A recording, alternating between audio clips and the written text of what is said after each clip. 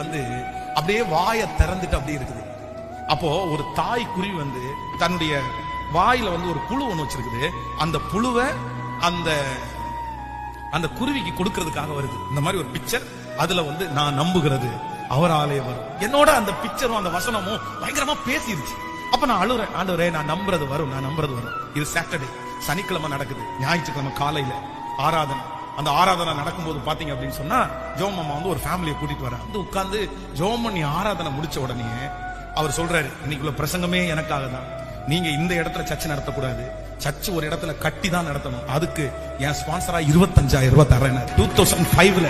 அப்ப நான் நம்பினேன், நான் நம்புகிறது அவ்வளவுதான். அடுத்த ஒரே வாரம் தான் வேலை ஆரம்பிச்சு அந்த திருச்சபையிலேயே ஆராதிக்கும்படியாய் கர்த்தர் உதவி செய்தார். அப்ப இன்றைக்கு இந்த சத்தத்தை கேட்கிற ஆண்டவருடைய பிள்ளைகளே, உங்களுக்கு கர்த்தர் செய்யாம இருப்பாரா? நமக்கு கர்த்தர் செய்யாம இருப்பாரா? நீங்கள் நம்புகிறது அவராலே வரும்.